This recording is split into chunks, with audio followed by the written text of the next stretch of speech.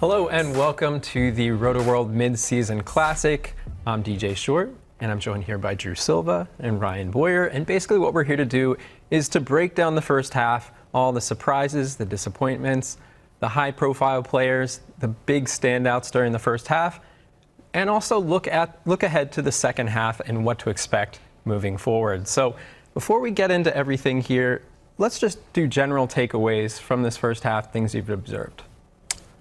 Home runs, man. Yeah. I mean, I don't know about you guys, but when I'm setting my lineup for the week and I look at my last few pitcher spots, I kind of get a panic attack and break into sweats. And it's just really hard to have any confidence in, especially the last few pitcher slots in your lineup. And that also, because of all the home runs, you know, if you're taking a guy that can hit 23 home runs but doesn't have a good average, you know, doesn't provide any stolen bases, he's kind of useless these days in fantasy. So, with apologies to Albert Pujols, I still love you, Albert.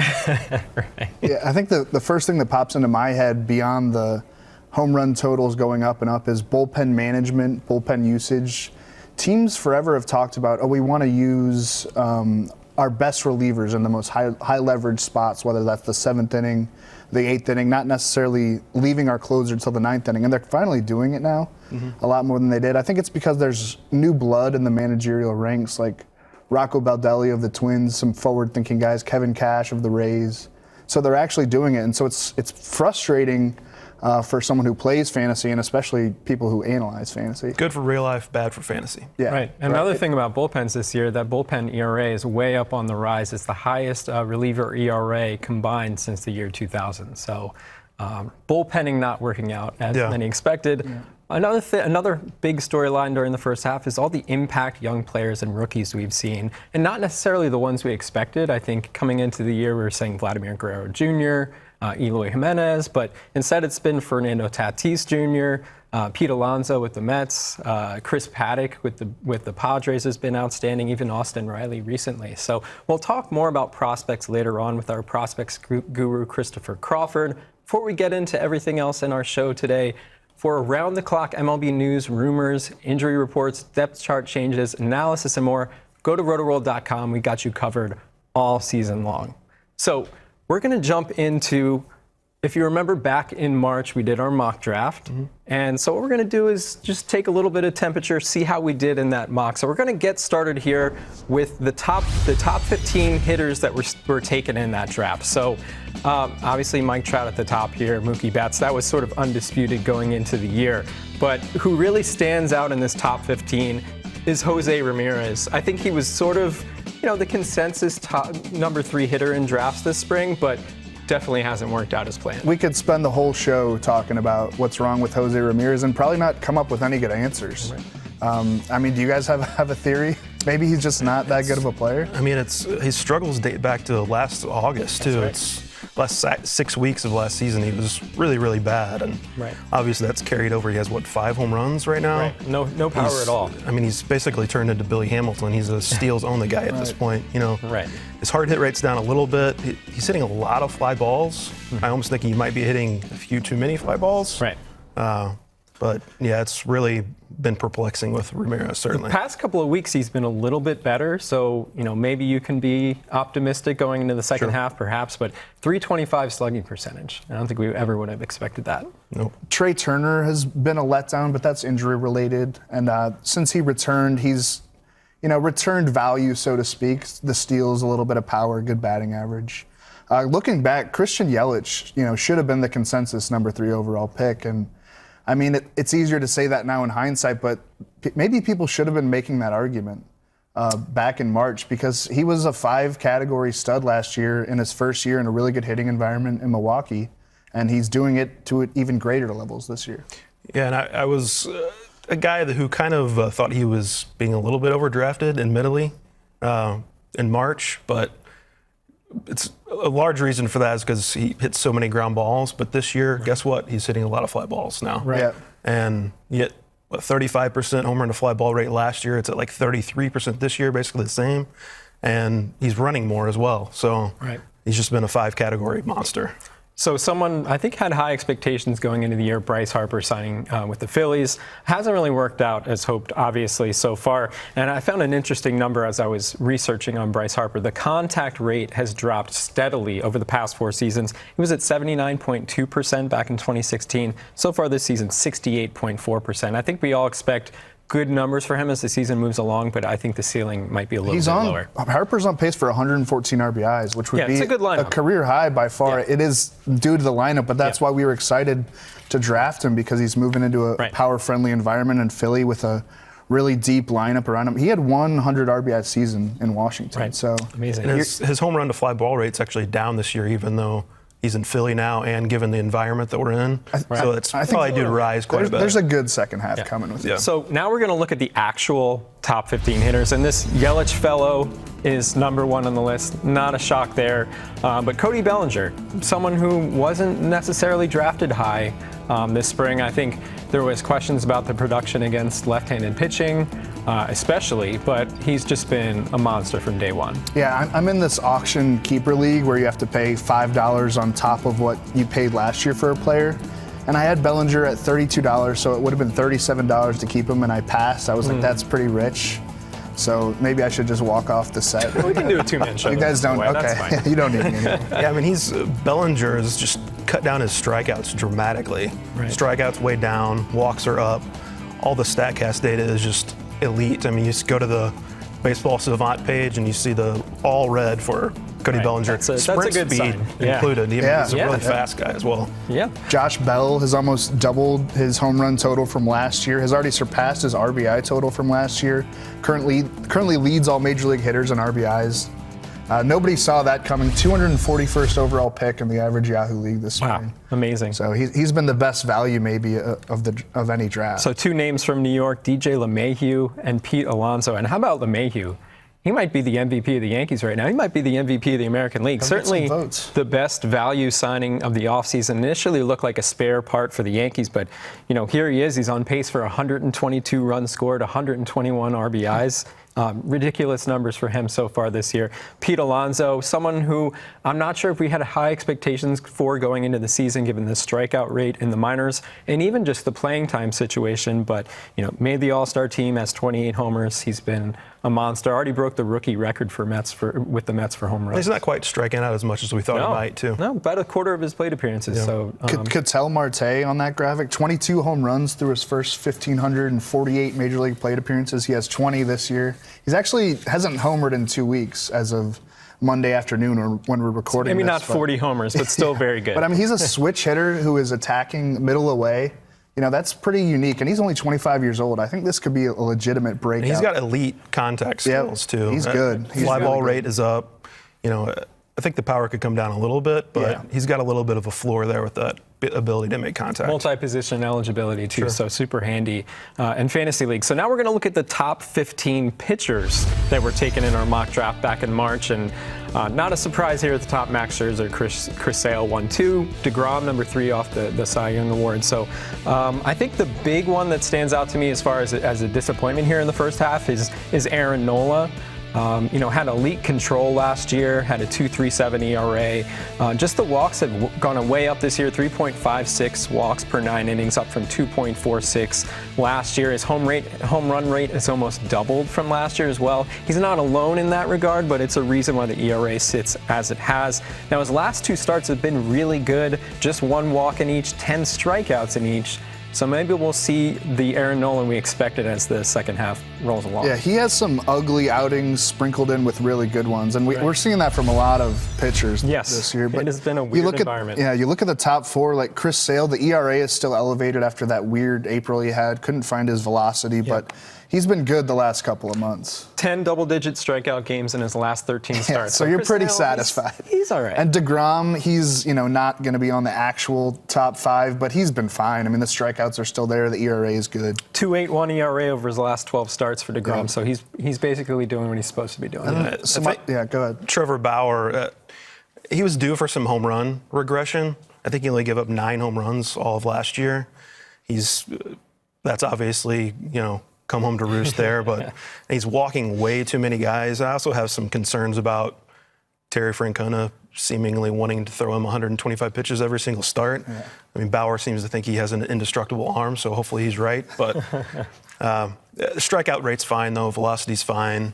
I think he's ultimately going to be okay. So a number of injury guys in here, and you can never predict this kind of thing, but Corey Kluber, Carlos Carrasco sideline right now, Jamison Tyone, so that's impacted things here as well. But one guy I wanted to ask you about, Drew, Jack Flaherty. I think he was one of those guys we thought could jump into that top 15, top 10 value as a starting pitcher. Hasn't worked out so far. I mean, the peripherals aren't terrible on him. Ryan and I were talking about this earlier today. It's usually like one bad inning that gets him. The velocity is actually up from what it was last year when he had that really good, almost rookie of the year season. If it weren't for Ronald Acuna, walks are down too. The walks were an issue for him last year. He's 23 years old. You know, the 4.75 ERA is terrible, but I think he's going to have a good second half. So let's move on to the actual top 15 starting pitchers. When you look at this list, it's very different than the hitters. In fact, there's a lot of names on here we wouldn't have expected. And I think the one that really stands out is Lucas Giolito. And was really good over the weekend as well against a tough Twins lineup. They were missing a couple of regulars, but to me that reinforced his standing for the second half. What do we think about what Giolito's been doing? I mean, he was basically ignored in fantasy drafts this spring. He burned so many people last year. Yeah, and he wasn't striking out anybody the last few years, but velocity is way up this year. Secondary stuff is much improved. Control can still be an issue for him. He'll have an occasional start where he walks 5 guys. Not a great supporting cast with the White Sox, but I'm pretty much a believer in what he's been doing. He's regained some of that velocity that made him one of the top high school pitching prospects of the last few decades. Right. Hyun-Jin Ryu obviously stands out. Was dominant last year too, but just couldn't stay healthy. He did miss some time back in April with a groin injury, but thankfully it wasn't as serious as the groin injury that cost him like 3 months last year. If you drafted him, he was like in the high hundreds, you know. So that's been a huge Ryu value. got hit hard this past weekend against the Rockies, but even with that, 1.86 ERA, so he's doing pretty good. 1.89 ERA, 31 starts since the beginning of last season. Nice. Charlie Morton there in the top 5 too. There was some ageism with Morton that Justin Verlander didn't face. I mean, he was the 29th starter off the board in the average. And he had the shoulder issue going down the stretch last year as well. And he's a guy who's always had workload concerns. Last year was first time ever in his career he made 30 starts. He has never come close to 200 innings in his career. So I think the concerns were valid, but obviously, so far, he's been just fine. Been more than fine. Right. Josh Hader, I mean, had we known that Corey Knebel was going to get hurt, I think he would have been a top 15 guy in the draft, maybe top 10. Yep. Throws more innings than your typical reliever, and now that he has that clear path to saves, I mean, he's been a great draft day value. So I think this really points out the volatility of relievers. You look at the closers in here, Hader, Hand, Yates, and then you look at the top relievers that were drafted this spring, Diaz, Trinan, Jansen, generally. So you just never know from year to year, especially in this environment right now with power. One that stands out for me, Mike Soroka, a rookie pitcher, 2.13 ERA and 14 starts. Just excellent control, poised for his age, just 21 years old. I think what stands out about him, though, is the strikeout rate isn't elite, but he's still getting it done. I know there's been concerns about his injury history, obviously, and we don't really know how many innings he's going to throw either. So if there's one of the names on this list who makes sense as a potential sell for the second half, I think Soroka might be that guy. Yeah, threw only 76 innings last year between the minors and majors. He's already at 94 this year, so he's going to hit a wall at some point that the Braves have set there for him. I think he's really talented. I think he could throw 160 innings and be fine, but I doubt they let him do it. So Soroka's a good transition here. We're going to talk about the year of the rookie, all the amazing call-ups and rookies that we've seen so far this season. I mentioned Pete Alonso a little bit earlier. So we're going to be joined on the line here by Christopher Crawford, our prospect guru. Join him into this conversation here as we break down. Chris, are you there? I'm there, sir. How's everybody doing? Great. Good. The show just got a lot better. So yeah, we've seen, I'd say it's safe to say going into drafts, Vladimir Guerrero Jr. was the most anticipated rookie arrival this season. It hasn't really worked out as planned. You can see the rookies that were drafted in our mock draft in March. So Vlad Jr., Jesus Luzardo, Chris Paddock, Nick Senzel, Eloy Jimenez. So Paddock has really delivered some nice value, but Guerrero's been a little bit of a disappointment. Now, Chris, what are you thinking about him for the second half? Is it just something where he needed to get his feet under him in the majors, or should we be looking at him differently today than we did going into the year? I'd look at him a little bit differently, but not too much. I think one of the things we have to keep in mind with Guerrero was that, one, we had such high expectations, and we expect these rookies, because we've seen so many lately succeed at such an early point in their career, that we expected maybe him to be a little better than we probably should have. But I actually think that he's been better than those numbers suggest. There was a lot of hard contact that's been caught. There's been some lately. My only issue really is that he's had more issue with contact than I expected him to. Still really think that there's a lot to like. There's a reason that this guy is going to be playing in the home run derby. I really would be surprised if he didn't end the year on a hot streak. A little disappointed in what we've seen so far, but still have all the reason to believe that he's going to be a successful player for the rest of 2019. So let's get into the rookies that have hit the ground running so far. Pete Alonso stands out as a big one. Austin Riley as well. And then one we didn't expect coming into the year, really a surprise call-up, made the opening day roster, Fernando Tatis Jr. as well.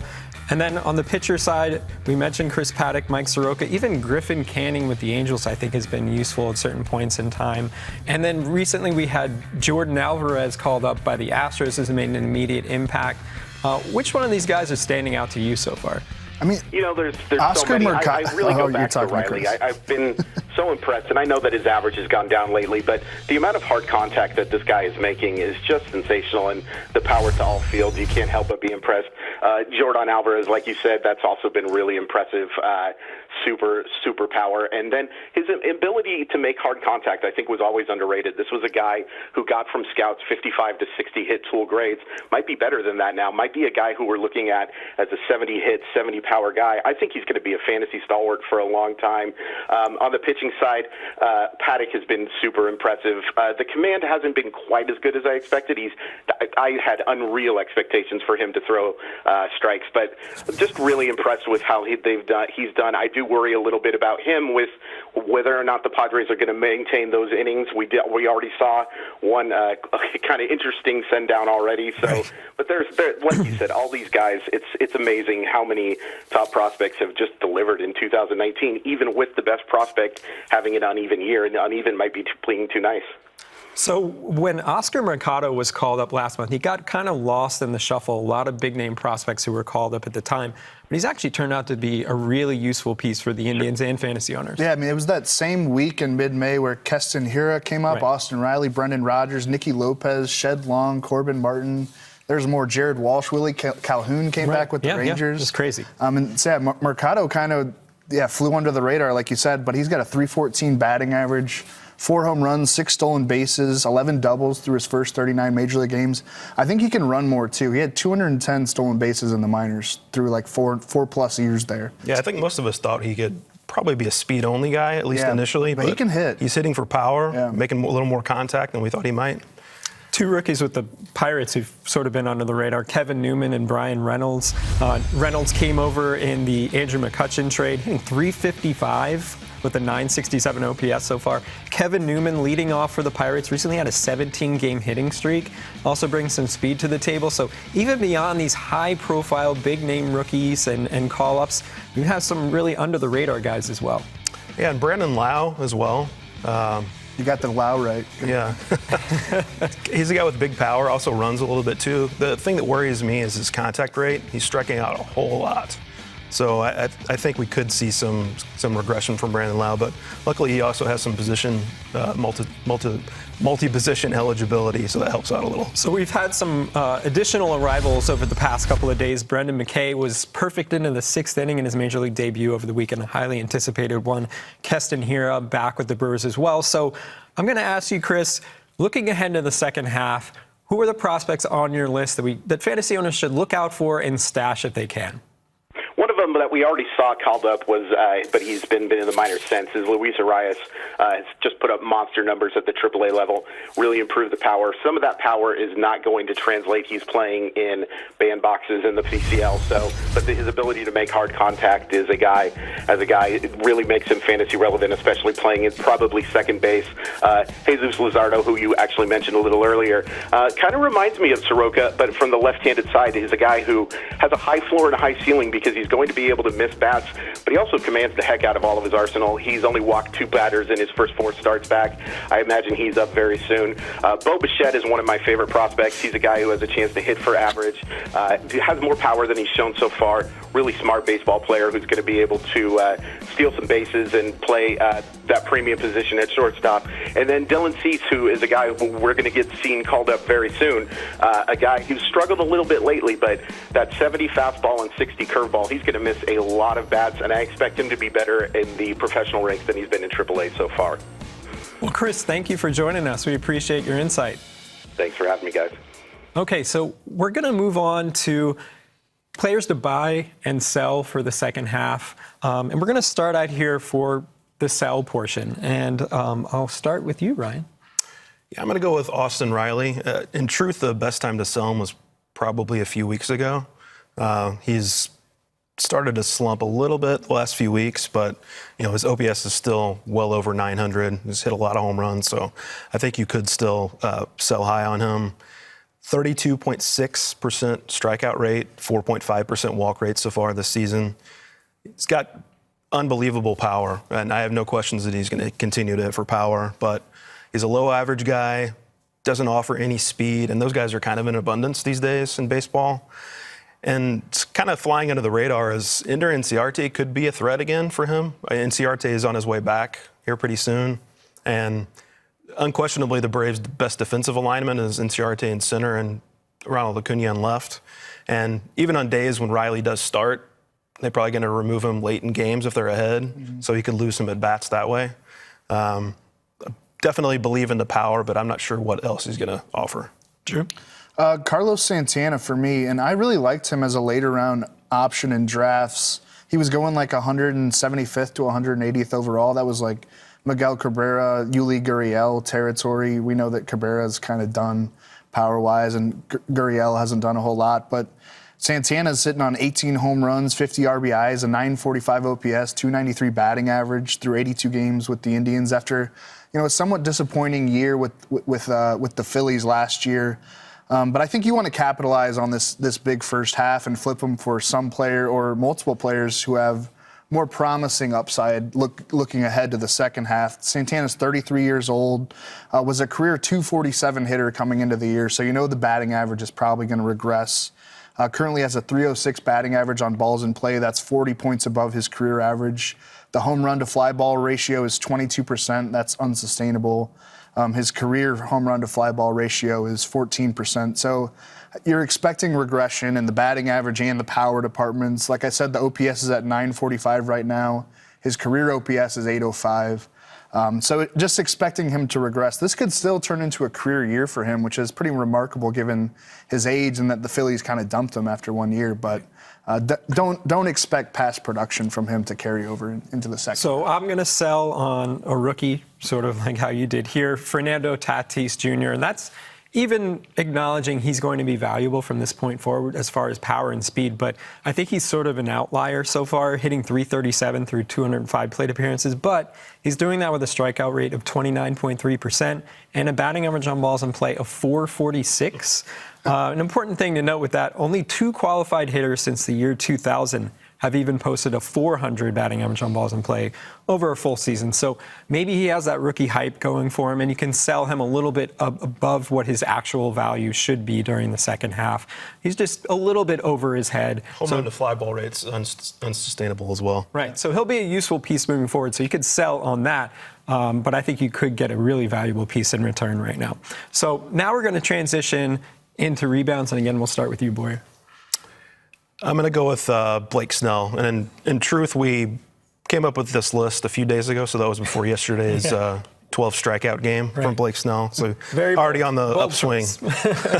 But, I mean, Snell's strand rate last year was 88%. So we knew that there's going to be some regression to the mean there. He wasn't going to post a sub-2 ERA again, but there's been really an overcorrection in that regard. It's all the way down to 67% so far this year, and his home run rate is way up, even though his fly ball rate is way down.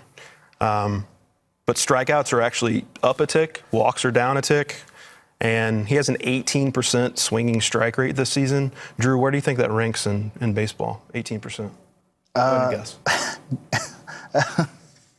High. Yeah. Number one. Yes. Number one. See, that's why you're a fantasy. I thought you were just saying. 18% ahead of Max Scherzer, ahead of Justin Verlander. He's got the highest swinging strike rate in the league. Higher than last year, yeah. Higher than last year. Right. On a good team, a really good defense behind him. I really have no concerns whatsoever with Blake Snell. Justin Turner, this is almost too obvious because he's been so steady over the last several years, really since joining the Dodgers after your Mets non-tendered him. He's having a fine year overall, a .301 batting average, on-base percentage near 390, but he's at 9 home runs so far through 77 games. I expect there to be more power. Nobody thought he's going to be like a 30-homer guy, but his exit velocity and hard hit rate are as high as they've been since StatCast began tracking such things.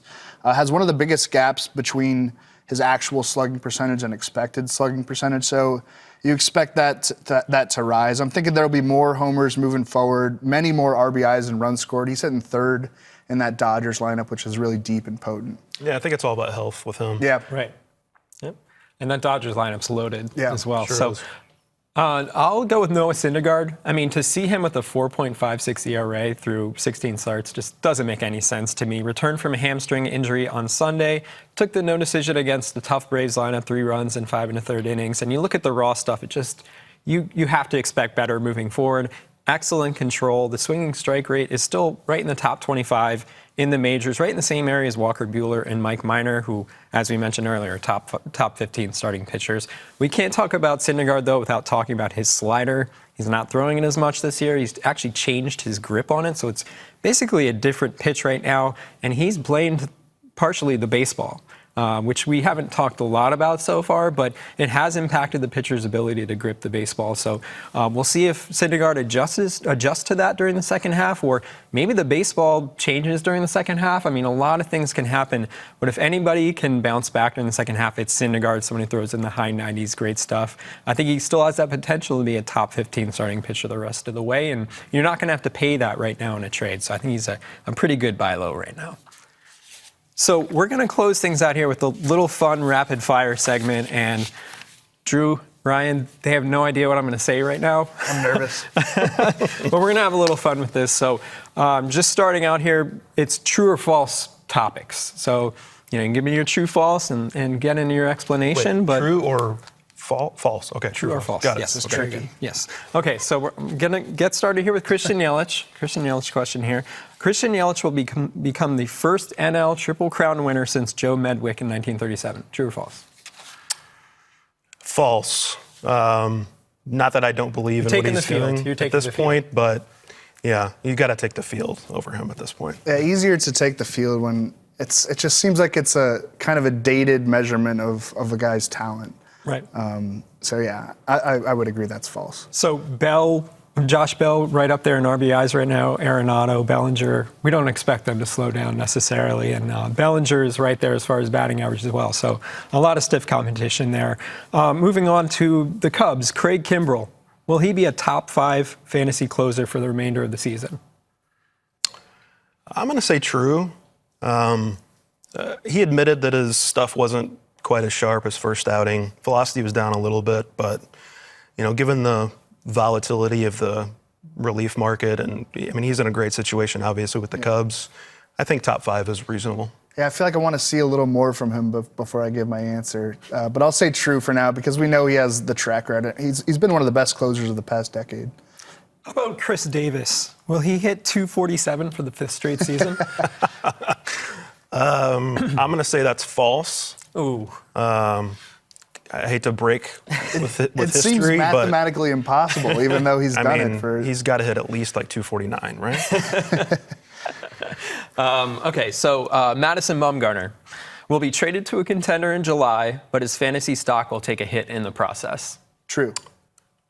Just had to get it in there. Expound on that. Well, I think he could go to like the Brewers would make a lot of sense, and to move from Oracle Park, that's what it's called now in San Francisco, to Milwaukee Miller Park would be a big change.